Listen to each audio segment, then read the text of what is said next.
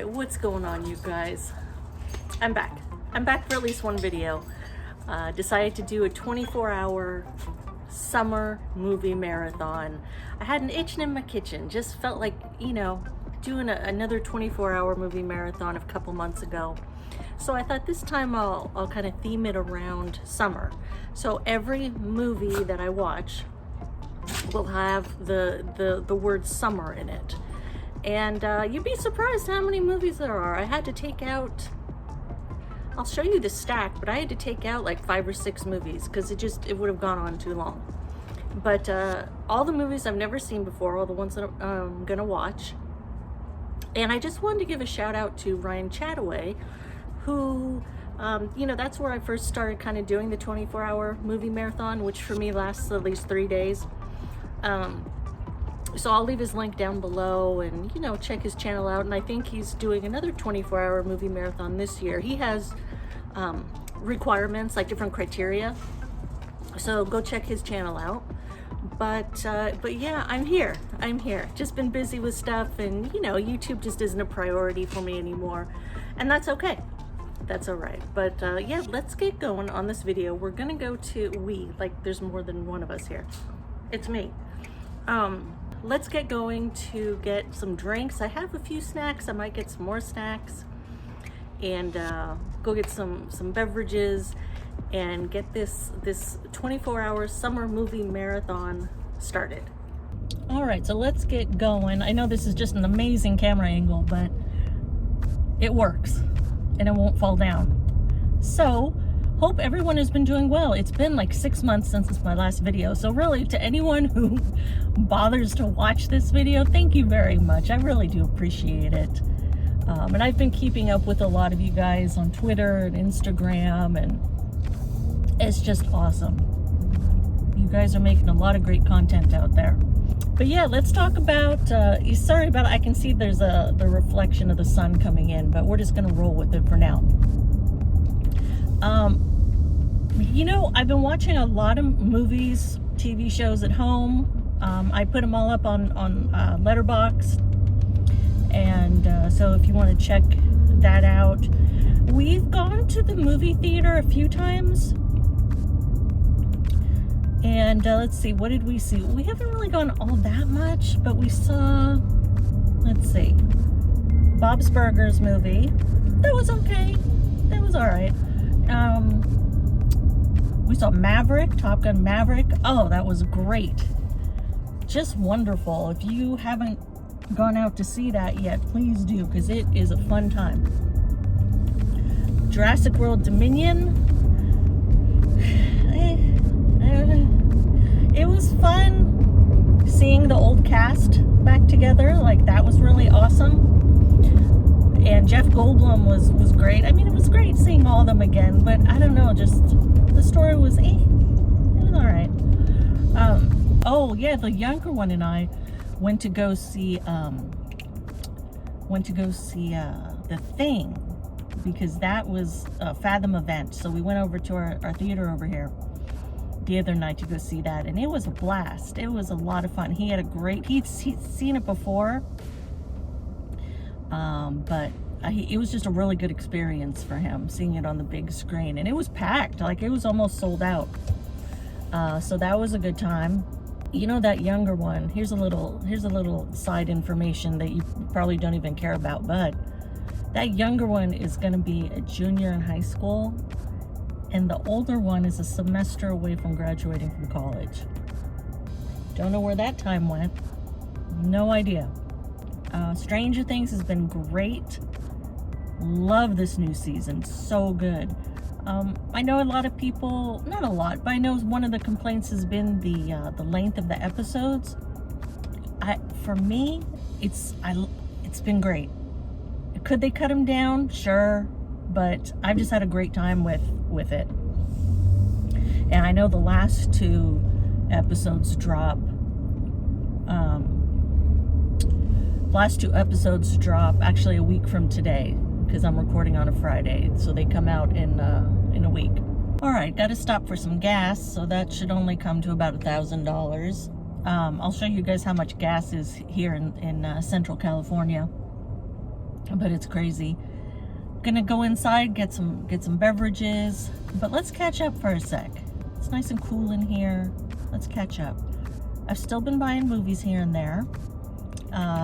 Not as much, definitely not as much. And sold off a lot of movies. In fact, the floor of my office, really, it's disturbing because I've just got like piles of stuff to sell on eBay. All right, let's get some gas and get some drinks.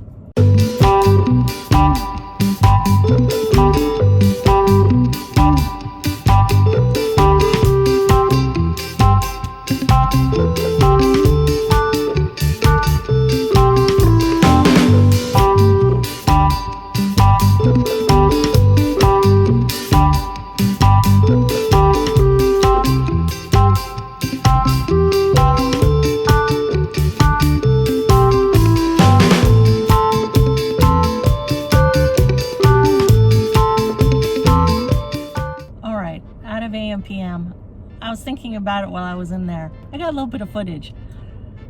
It's been a hot minute since I've actually been like talking to the camera. And listen, I'm a small time little rinky-dink YouTuber. Little pebble. But it's weird kind of getting back into the groove of things. Now, I got some drinks. I got a little bit of food. And I got some beer. Now, I know some people are going to give me crap about my beer, and that's okay, because this is what I have been told. I had no idea until I was told this. My beer of choice is Coors Light. I love Coors Light. I got myself a 3-pack of Coors Light. One for each night, because it'll probably take 3 nights to get through it, the movie marathon. Rumor is that Coors Light is called piss beer. Whatever. I love it. I don't love it. That sounds like I'm an alcoholic. I enjoy the flavor of it. It's very mild. It's good. So I'm going with Coors Light. Then I also picked up some energy drinks. You know, some rock stars. And then I got a few of these Lenny and Larry cookies. These are all right. They're not great, but they're all right. And then I've got some like Smart Pop popcorn at home. So that'll tide me over for the marathon. Hopefully I'll get the younger one to watch a movie with me, get him on camera. Maybe the older one, I don't know. He's in and out of the house all the time now, so we'll see what happens with him. But all right, so let's head home, and it's about 4:10 in the afternoon, so we'll get the movie started. Let's head out. Let's chat a little bit more. All right, I'm not attached to the gas pump. There's a taco truck over there. It's very good. If you're ever near a taco truck, give them a try. They may be the best tacos you've ever had in your life. I mean, you also may get horrible food poisoning, but you may have the best tacos you've ever had in your life. I was at a taco truck last year. They had goat tacos. I didn't try it. I wasn't that brave. But I've never seen goat tacos before. Okay, back from AM/PM, all ready to start the 24-hour summer movie marathon, which takes place over 3 days. So just roll with it. First up, so all the movies have to have the word summer in the title. So first up is Whitewater Summer, starring Kevin Bacon, and I believe this is 1987. Haven't seen any of these movies, so it's a new watch for me. Sean Astin is also in it. And that's all I know. Directed by Jeff Bleckner. I have to hold on because it's going to be the wildest ride of my life. All right, Image Entertainment and Columbia Pictures and RLJ and Delphi and Polar Entertainment. I'm ready. All right, see you after the movie.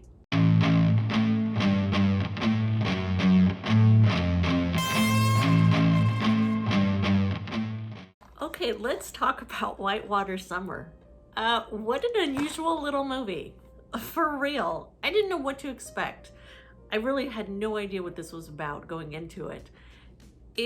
Kevin Bacon plays, like an outdoorsy guy. He takes young men on like camping trips and teaches them how to like start fires and climb rocks and whatnot.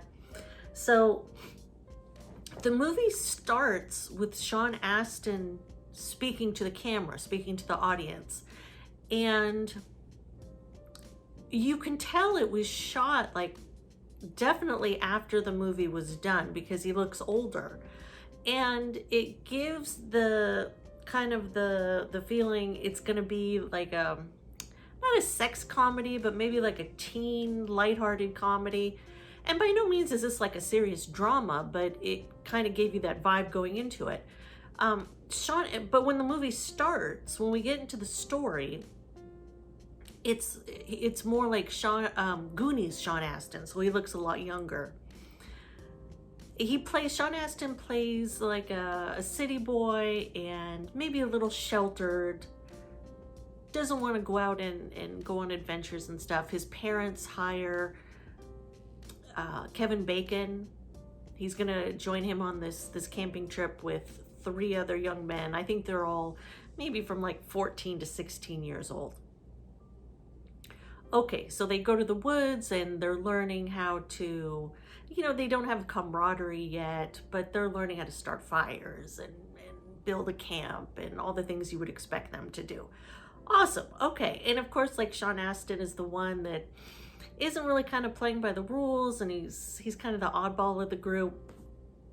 But eventually he kind of learns how to do everything, but Kevin Bacon is very kind of strict. He wants to teach the young men how to, not be afraid of situations and stand up for themselves and learn how to do things and be self-sufficient and work together. Oh, that's fine. That part was fine. Intermittently, they would bring back older Sean Astin to talk to the camera again, which wasn't necessary. None of that was necessary for the film. They really could have cut that whole part out. But then throughout the film, you think, okay, Kevin Bacon's being maybe a little harsh, but he's teaching them life lessons, so you kind of understand. But then by like the third act of the film, like towards the end, it doesn't take a total weird turn, but it takes a turn and you're like, whoa, what the heck is going on? It turns out fine.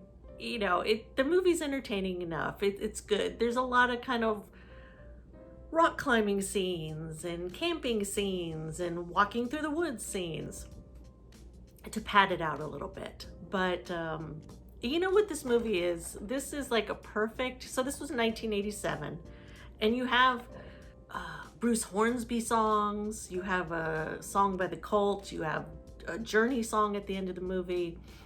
So it's very much kind of a headed towards the late 80s vibe. This is a perfect like Sunday afternoon Tubi film.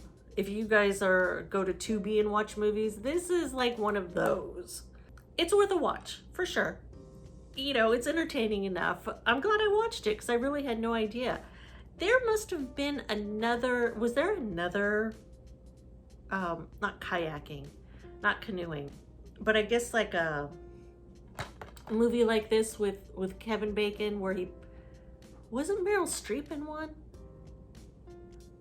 River Wild. Was it called River Wild? I haven't seen that one either. I was expecting something different, but it was fine. It was good. Whitewater Summer. I don't know, the 3 other young men, one of them I didn't recognize at all. The other 2 have been in other films from like the early to mid 80s. Like one of them I think was in E.T. I don't know where the other one I've seen, but they've been in other things here and there. Nothing recent. But there we are. Done with movie number 1. Have 2 more movies tonight, and I think Chris and I have to go pick up something from Walgreens, so I'm gonna bring the camera and he's not gonna be happy. I'm gonna ask him about Coors Light and he's gonna show you such disrespect for that beer. So let's go. Hey, hon. Yeah. It's been a hot minute since we've recorded together. in the car? It's been more than a hot minute. Of course, I don't know how long a hot minute is. I don't know, but that's how long it's been since we've recorded. I turned the camera on, one, because I thought it'd be fun to get you on camera. Two, please explain to me what Coors Light is. Piss water. No. Don't be so disrespectful to the Rocky Mountain gold that flows. Coors Light is piss water. Now, if you're talking about Coors Banquet beer, regular Coors, that's a respectable beer. Why is that different? Well, you have to have one to taste the difference.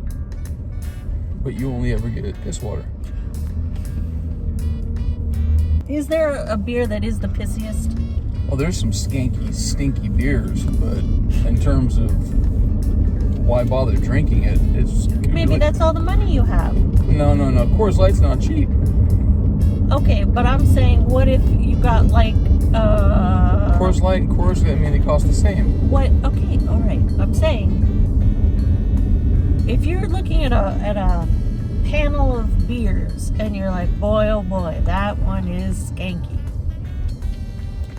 What reigns up there? What's a real shitty beer? What was that one that you used to drink? Oh, shitty. Give me a minute. What was it called? Not Natural Light. Natural Light's piss water. Okay. I'm thinking of... Does Coors Light rank higher than Natural Light? Yes. Okay. What about... Wouldn't it just be more cost-effective to get a Four Loko?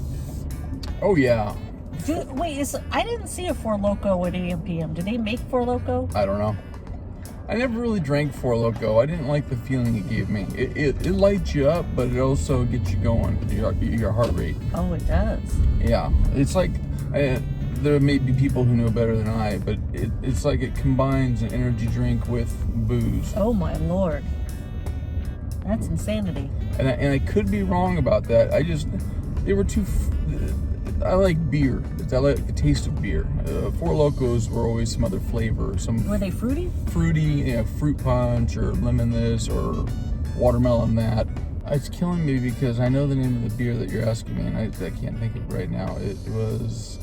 Natural. Not natural. You start talking like a really... You want to know a shitty beer? Yeah. And I believe it's a Union beer, and I'm not knocking the Union.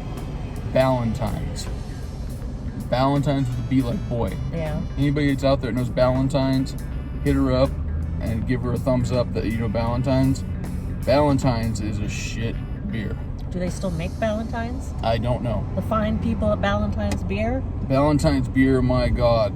It's like they just squeezed a skunk. Why did you open that door? Ay, all right, let's go.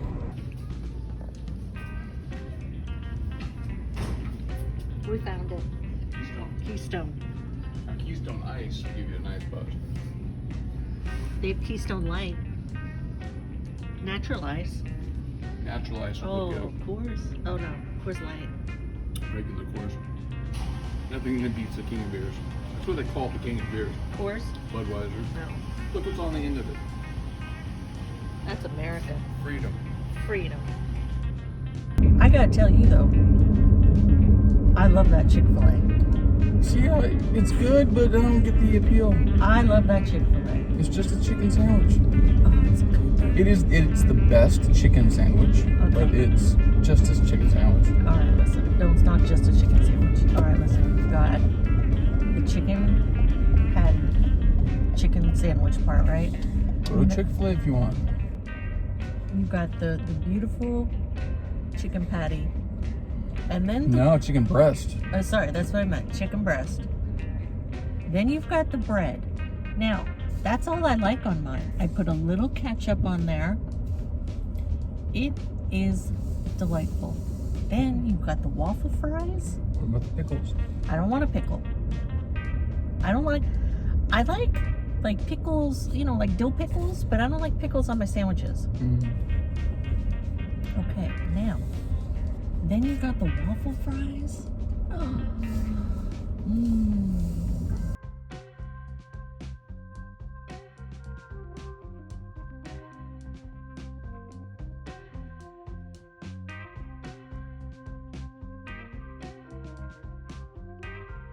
Thank you for joining me in the car. Well, thank you for having me. I miss the days where we did our videos. Oh, That was fun. Our weird news and out and abouts. the weird news was fun. Weird news was fun. I still think about that. All right, now, if I'm being honest, I took a little siesta. It was very nice. So I'm all ready to continue on with the 24-hour summer movie marathon. I have to stop saying it because I'm having a really hard time saying it. But next up is Summer of Fear. This is I had to look it up because I don't know anything about this. It was a 1978 made-for-TV movie. It was on NBC on Halloween. And so if you're keeping track of Linda Blair timeline, it is post Exorcist 1 and 2, pre Roller Boogie. But yeah, it's by Wes Craven. He directed this. Supposedly it's a cult classic. So, you know, it can't be all that bad. I'm looking forward to it. I think it has to do with someone's a witch, or there's witchcraft involved. Cool. Looking forward to it. So next up is Summer of Fear.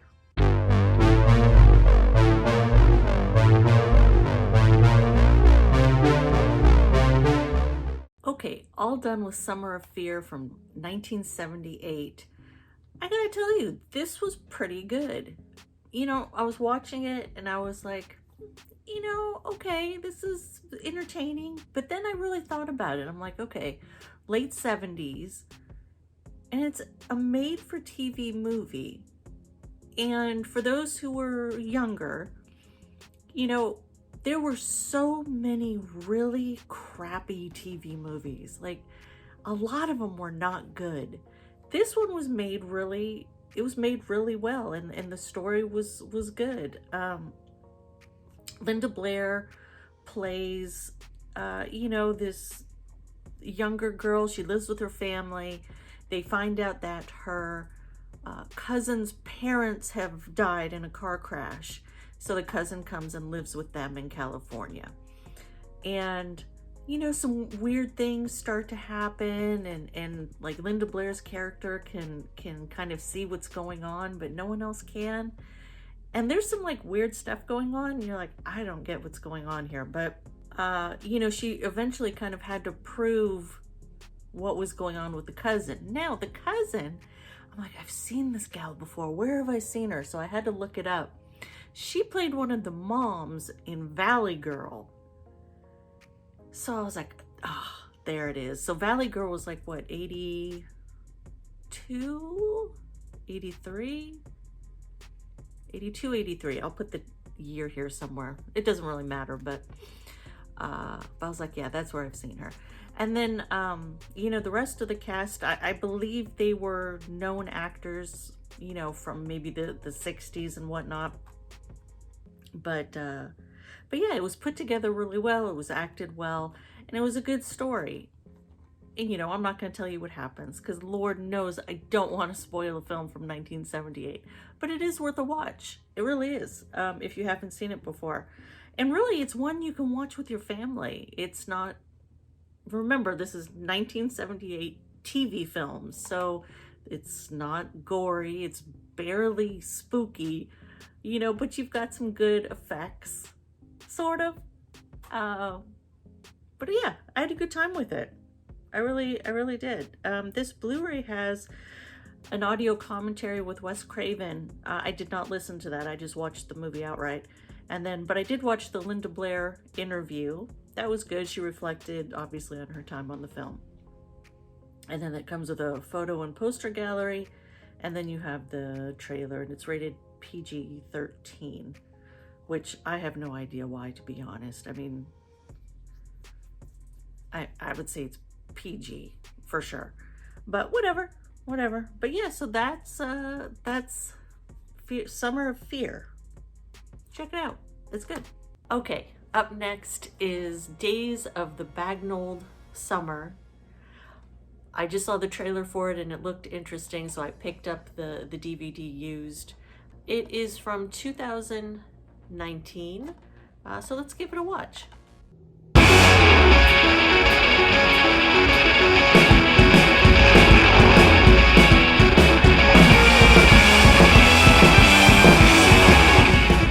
Okay, all done with Days of the Bagnalled Summer. And you know what? It was good. It was good. I enjoyed it. I thought it dragged out a little bit in the middle, but overall I enjoyed the story. It's about this teenage boy and his mom. The mom is divorced. The dad lives in the United States now.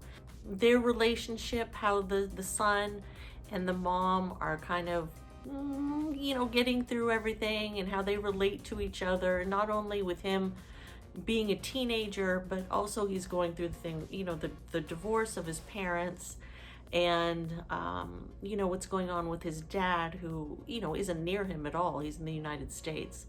So it's very sweet. You get the relationship. The mom just loves her son. She's just seems to be a sweet woman, and she just loves her son. And the boy loves his mom, but he's just got a lot of things going on, like teenage boys do. I've got two boys. They've got hormones going on and just life things going on. So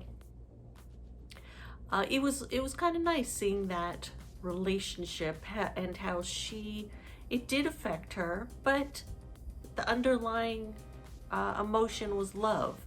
And there was no like yelling at each other or anything like that. It was a nice story. It really was. Based on a graphic novel, and Belle and Sebastian, I believe, did the music for the film. And then the young man in the movie is into, heavy metal. He wears Metallica shirts, but he's also into like death metal and stuff. Yeah, I would recommend it. At least for a one-time watch. If you want something a little different, but it's a nice story. Days of the Bagnalled Summer. So now it is about 3 a.m. and I'm in the mood for another film. So I think what I'm gonna go with next is Summer of Soul, the documentary, which was released last year, I believe, 2021. The subtitle of it is "Or When the Revolution Could Not Be Televised," and Questlove made this documentary. He was the director, I believe. So I am looking forward to giving this one a watch. So let's get into it. Summer of Soul.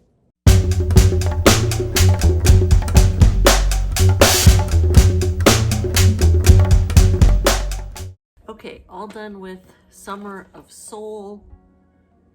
It's about 4:30 in the morning and I'm getting a little tired. I think this might be the last one, but pretty good. We went through 4 movies today.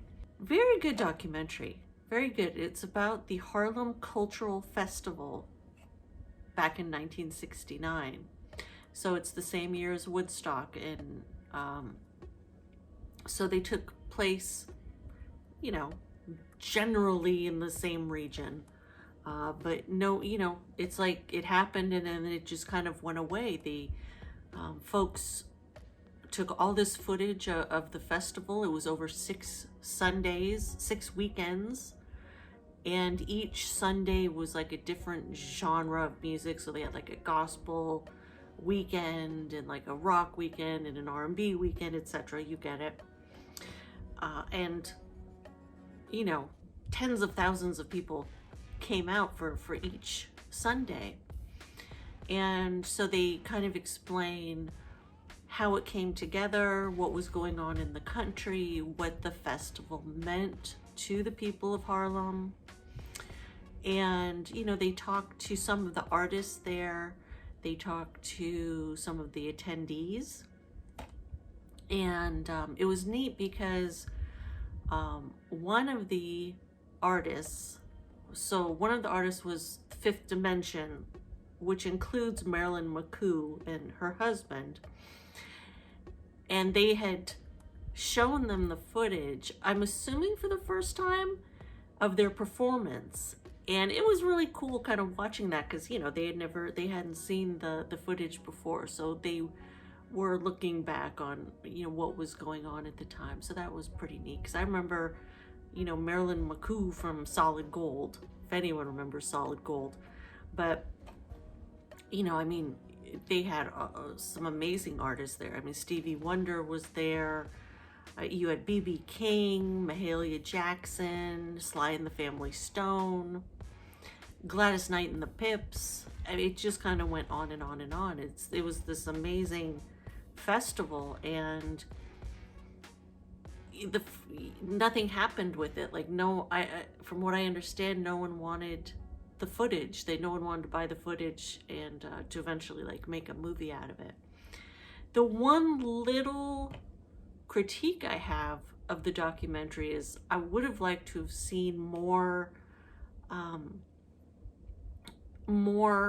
of how they, how they got the reels, how they went about preserving the footage, because it wasn't in the actual documentary. You had to go to one of the special features, and it's only about like maybe a 3-minute interview with Questlove, and he kind of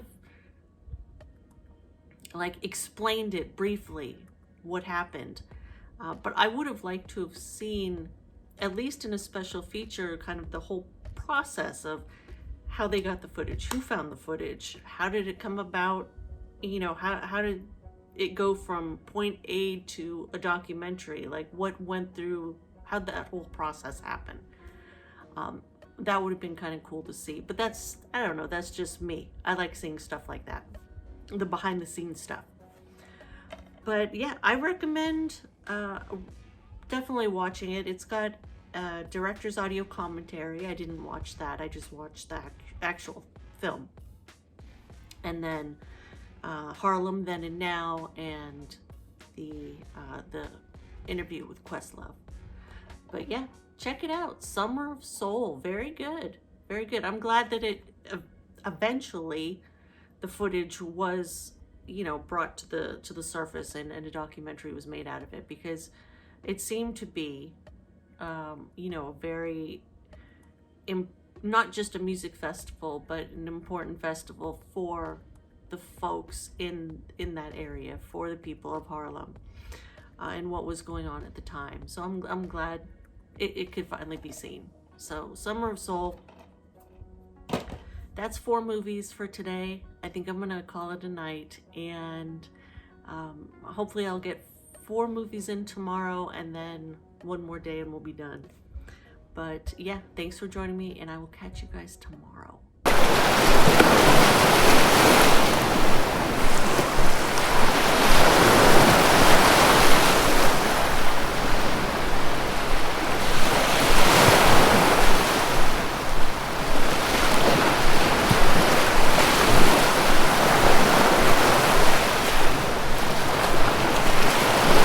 Okay, so we are back for day number 2 of the 24-hour summer movie marathon. I'm a little sweaty. It's hot in here, and the fan is helping, but it's triple digits today. So today we're gonna start with I Know What You Did Last Summer, the original. I never seen any of these films, so they're all new to me, and I believe the first one was 1997, and then I'll watch a different movie and then, work my way through the trilogy. So I'm pretty excited to watch these finally. But yeah, that's what we're gonna start with, and hopefully we'll get through 4 movies today. So yeah, we're gonna start with I Know What You Did Last Summer.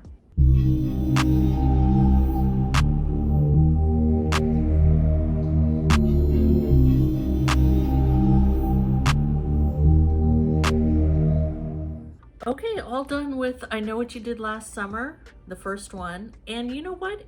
It was good. It was enjoyable. I liked it. I like how paranoid they were throughout the whole film. They were just being stupid and reckless. And listen, I'm gonna spoil it. So if you haven't seen it, cover your ears for a sec. But they run over someone, and they think he's dead, and they like make a pact to never tell anyone what happened. A year goes by, and some shenanigans start happening, and they're like, what's going on? And now they're all paranoid because they're starting to get attacked kind of one by one, and weird stuff is happening. So I liked it. It was good for what it is. It was fine, and it wasn't gory. I mean, you had a couple stabs and a little bit of blood, but it was nothing bad, which is right up my alley. That's perfect. Where they're gonna go two sequels, I have no idea, but yeah, we've got two sequels. Okay, so next up, I'm gonna step away from the I Know What You Did Last Summer movies, and I'm gonna go with a movie called Early Summer. Once again, I really don't know anything about this. It's a Japanese film. It's from 1951, and it has to do with several generations of families. Beyond that, I have no idea, but I'm really looking forward to it. It's a Criterion release. So yeah, let's get into Early Summer next.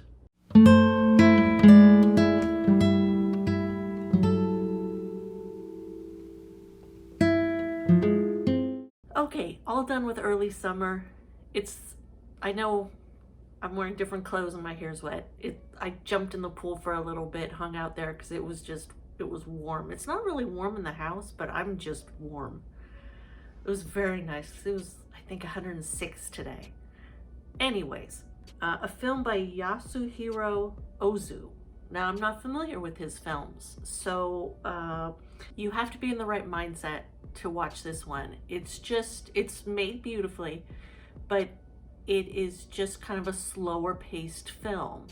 And I found that listening to it's in Japanese and it has English subtitles, which was fine. I love listening to films in their original language. But I found that listening to the audio commentary with he was really good on this one. He's a Japanese film expert. His name is Donald Ritchie, and he wrote a book on Ozu, the director of this film. So he was very versed in his filmography and his styles and whatnot. The film, it's really about one family. It's a multi-generational family living together, which, it isn't uncommon now, but it really was pretty common back in the day. And so you have like a couple younger boys under like maybe 10 and under. Then you've got like the older children, then you've got the parents, and then you've even got like an older uncle. So you've got a huge age range of people. And it follows what's going on in their lives. From the younger kids, they're focused on kid stuff. The daughter, her big thing is, they want her to get married, and it's not just a simple thing. It has to be very traditional. So it kind of goes through that storyline throughout the movie.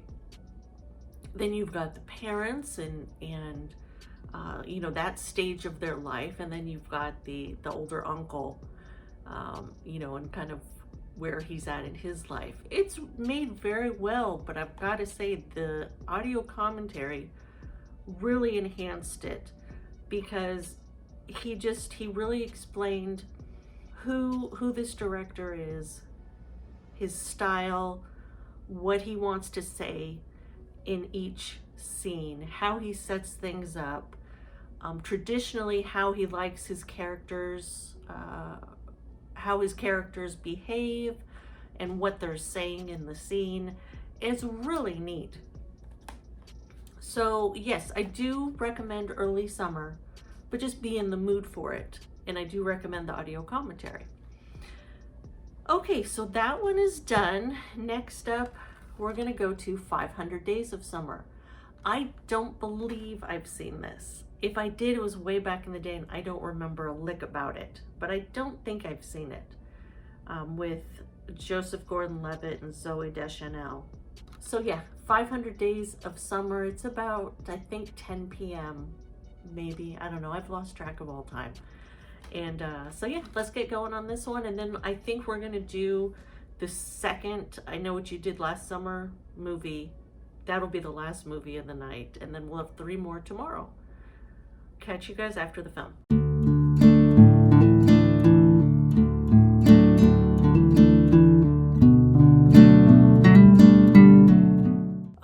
finished up with 500 Days of Summer. I don't think I had seen this one previously. I would have remembered it. This one, it was a little frustrating. I like just traditional love stories. It's a movie. If it's gonna be a love story, I want it to be a love story. This one was just frustrating because, you know, Joseph Gordon-Levitt meets Zooey Deschanel at their place of employment. He falls for her, and she is a little flighty. She very much kind of lives for the moment. She lives for the day. And, you know, they spend time together, and she didn't develop the same feelings for him as he did for her. It's kind of sad because it kind of broke him at the end of the movie.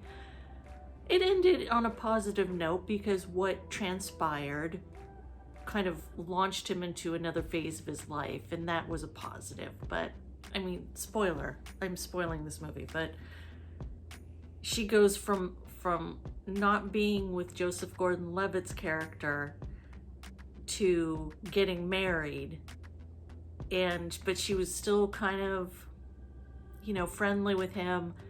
I know I'm all over the place with this. I haven't formulated many thoughts, but this one was a little frustrating for me. Whatever. I mean, it was fine. It was made well. It was acted well. Who was in it is Chloe Grace Moretz. She was a younger girl here. She wasn't like little, but I haven't seen her in anything lately. I'm wondering you know what? I think she's doing some voice acting, but she's a really good actress. So yeah, that was 500 Days of Summer. I opened this one up and it had, remember when these were a thing? These were the digital copies. You don't see those anymore. So yeah, that was that movie. Next up, I'm gonna do the second one. I still Know What You Did Last Summer. I have no idea what's gonna happen in this one. It looks like, I never figured out from the first movie. So Ryan Phillippe, I don't know how to say his name. I guess he died. And Sarah Michelle Gellar died, but I don't think we saw their deaths. I don't know. And then it looks like no one lives. I don't know. As far as the pictures go, no one lives for that third movie. We'll see. I enjoyed the first one. I thought it was good. It was fine for what it was. So yeah, we're gonna go with I Still Know What You Did Last Summer.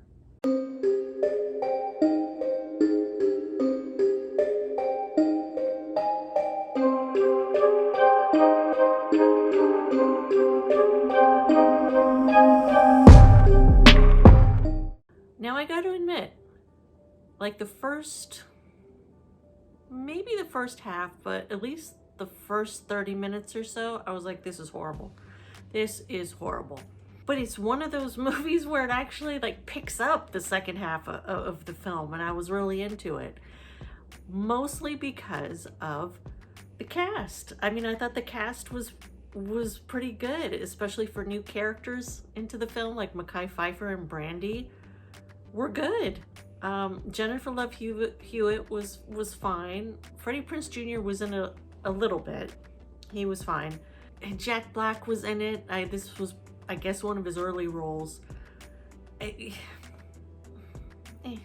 then you had Jeffrey Combs and Jennifer Esposito in it for a little bit. They were good. So really, that was the strong point of the film. So if I'm not going to spoil it, if something happened to one of the characters, I was like, oh, darn it. I like that character. That's too bad. There's a twist. There's a little twist at the end. Listen, I'm not that smart. I'm really, sometimes I watch a movie and I'm like, oh my goodness, what's going on? But yeah, there was a twist and it made more sense to me by the end of the movie. I was like, oh, okay. Because I thought I was having some sort of stroke. But it made sense in the end. But yeah, it was fine. I'm glad I watched it. It turned out pretty good. And I'm glad because it wasn't gory. It was still kind of hook hooky stab kill, no guts. He had some blood, but that's it. Oh, and then Bill Cobb, he was in it too. It was quite a cast of characters at this resort, but it was fine. So this is 8 movies down. There's 3 more to go, which I'm going to finish up tomorrow. And that'll be the end of the 24-hour summer movie marathon. It's been fun. It's been a little different this time around because, you know, we haven't recorded in like half a year. So it's been kind of fun getting back into the groove of things. And then, you know, watching all these films that I've never seen before. So that's been fun as well. But yeah, the last 2, well, there's the last scary movie here, and then there's 2 comedies left. So it'll be kind of light tomorrow. It'll be nice. So that's it. It's, I think, about 3 in the morning, I think. I don't know. It's late. But I will catch you guys tomorrow.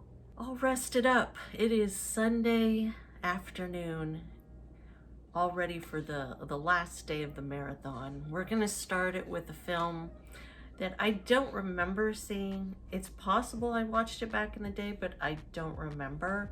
And that is Wet Hot American Summer. I don't think I've seen this. And I know for sure I haven't seen the, wasn't there a Netflix movie? I know I haven't seen that one, but today we're just gonna focus on this one, the original. Let's get right to it. I'll see you guys after the film.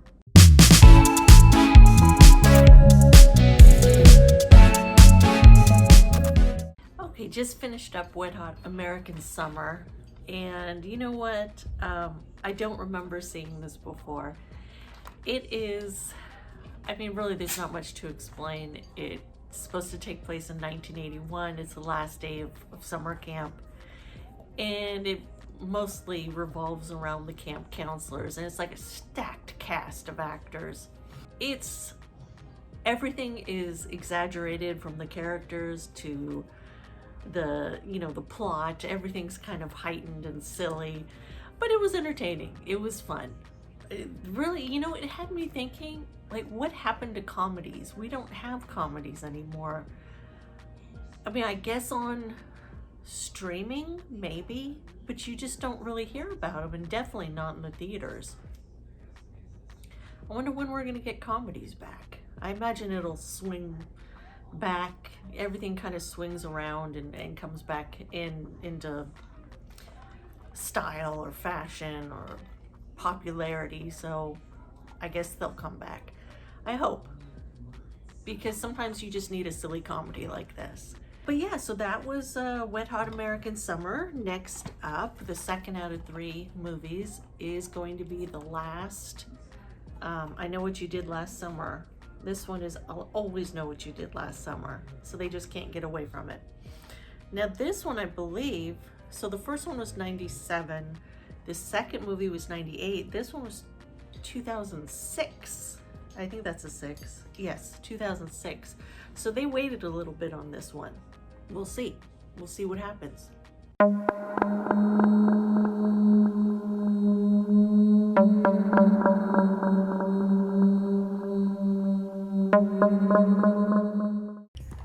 Let's talk about this real quick. I'll Always Know What You Did Last Summer. It's a joke, right? Is this a joke movie? What happened with this one? It's like an hour and 32 minutes of crap. Did they make this to retain the rights to the film? Everything about it is bad. The acting is not great. The filmmaking is average at best. It's like a C to D grade movie. Characters are all horrible. There's nothing going on.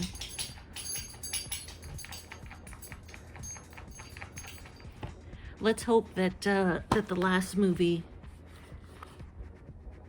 will cleanse the palate. Here's One Crazy Summer, John Cusack, Demi Moore, that I never saw back in the day, which is kind of surprising. It probably should have been something I watched. It's from '86. But so we are going to end the 24-hour summer movie marathon with One Crazy Summer.